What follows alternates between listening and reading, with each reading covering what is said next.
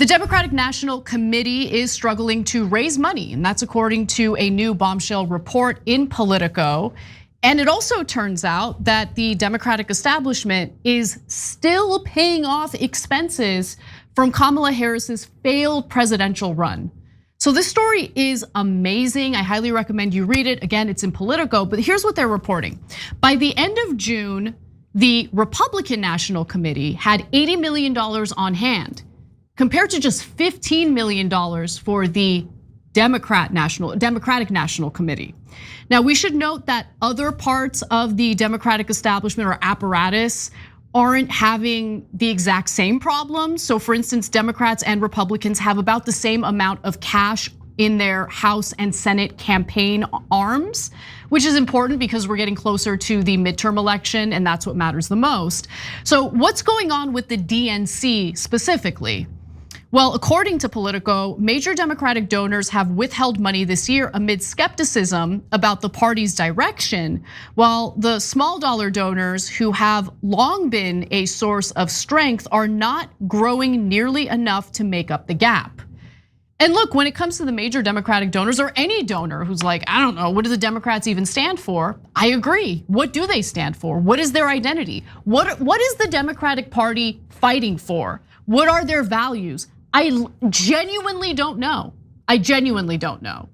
You know, Governor Beshear recently accompanied Hakeem Jeffries at a fundraiser. Axios wrote about it, and the one line that apparently got a big round of applause from the donors was something about how he vetoed an anti-trans bill in his state. And what I'm worried about is that we're just gonna get the same tactics, the same type of campaigning that's already failed from the Democrats. Okay, people are struggling in this country. If the plan is to jump into culture wars again and just swim in the waters of culture wars and think that's gonna carry you through, it's not gonna work. You need to address the actual problems Americans are facing in this country. Yeah, so lots to say here. First on that note about the trans line. Look, what we're counseling is to avoid the culture wars, not to switch sides. Not to say like, oh, that's okay, we hate trans people, but a little less than the Republicans That's do. not what Beshear was doing. Beshear was giving himself credit for vetoing an anti-trans bill, which by the way, I commend him for. But to me, that was a signal that he's going to engage in the same stuff. Oh, I see. Yeah. Okay, if he's protecting people, I don't have a problem with it. Yeah, that's a good thing. Okay, so sorry, I misunderstood what you were saying there. And so, but at the same time, I still say avoid the culture wars, because if that's your main thing that you're gonna get run on, we're gonna run into a brick wall. Like that's not winning ground. And I mean, I don't know what that bill was, so maybe it's, if it was about bathrooms or military, whatever it is, maybe it is winning ground, right? Because it depends on the particular issue. But much more importantly, what is your vision for America? For America. Like and look, protect everyone, including trans people, Muslims, black folks, everyone, okay? But yes, that's table stakes, guys. Wanting equality and justice is table stakes. What do you want beyond that? Right. What is your economic vision? What is your vision to improve the lives of American citizens? And the reality is that the Democrats are stuck in purgatory. And so they can't raise money from the big donors because the big donors say, well, I didn't get my return on investment. I gave you a whole bunch of money and you guys ran terrible campaigns and kept getting clowned by a guy with an IQ of 70. So what am I wasting my money for? I get it, right? I'll come back to the donors because that one's way more nuanced, okay? There's plenty of nuance, plenty of non-nuance. Anyway, then when you come to the grassroots says, well, you're not representing me at all. Why would I give you money? Exactly. Right? So now the big donors aren't giving you money and the small donors aren't giving you money. And that's why you have almost no money left. So that's not complicated to figure out. So what is the correct answer? Pick a side, okay? So I say pick the side of the voters. Now that comes with real costs and consequences. So you have to do things like no more corporate PAC money. Doesn't mean you don't take any donor money. They could still be big donors, but no corporate PAC money because that is by definition corrupting. That is, and no money from people representing foreign governments. Because both those things, foreign governments and corporations say, I am not representing the voters. I am representing these corporations and these governments, okay? Then you won't get grassroots money because we know you're sellouts and you're never going to represent us. So now there's a part of the story where one of the donors said his advice for Ken Martin, who's leading the DNC. I want to answer that in a minute, but let's give you that first. Okay, but I also want to, there's a note of caution, Cenk, because if they decide to go with their corporate donors, the big money donors, you have to play by the big money donors' rules. Yes. And the voters are represented by the small dollar donors. So the biggest problem for Kamala Harris in the presidential election wasn't that she couldn't raise enough money. She raised a record amount of money. She spent, it was $20 billion on that election, right? First, there's a giant amount of money. They haven't fully tallied it yet, but that wasn't all her. She spent, I think, a couple of $1 billion. Oh, it was $2 billion, my bad. Right, but overall, the entire campaign, the accounting's not fully done, but the last campaign that wasn't even presidential, they spent $17 billion in the whole cycle. Exactly, yeah. Right, okay. So in her case, she spent, I think, if I remember right, about $2 billion. $2 billion for her. So listen, you can raise all the money in the world, but if you are basically forced to serve the interests of the rich and powerful, well, your campaign is not going to appeal to Democratic voters. So this whole obsession with raising money, I get it. I get that you're gonna need money to run ads and all of that.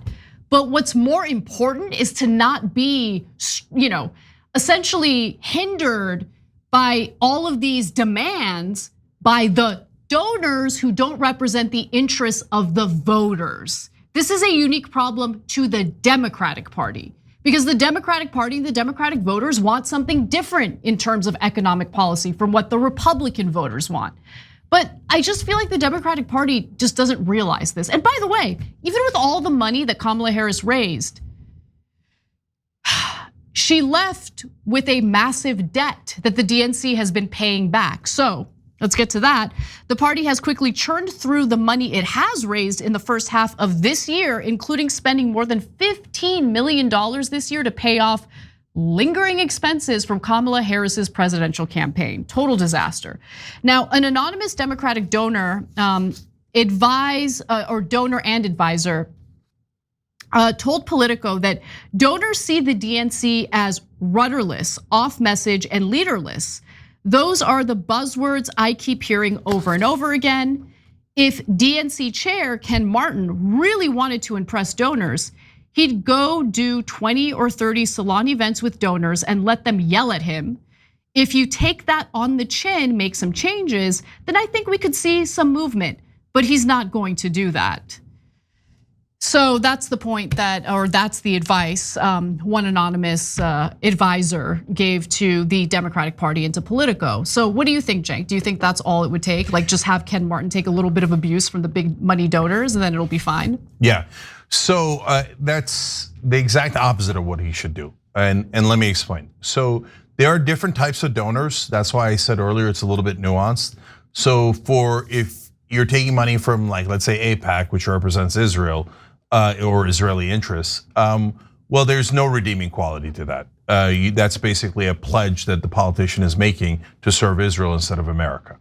If you take money from ExxonMobil or Lockheed Martin, that's a pledge to serve Lockheed Martin and ExxonMobil and not your voters. So there's no redeeming quality to that. Now, if you're gonna take donor, like we're in this post Citizens United world, you need money, you're gonna take money from big donors.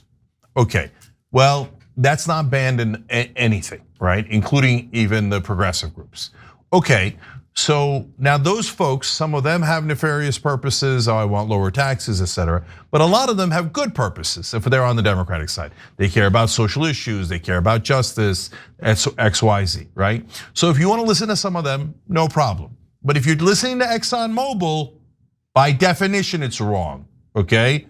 But they're never going to tell you what's right for Democratic voters or the American people. Exactly. They're only going to tell you what's right for Raytheon if you're talking to a Raytheon donor, okay? Period.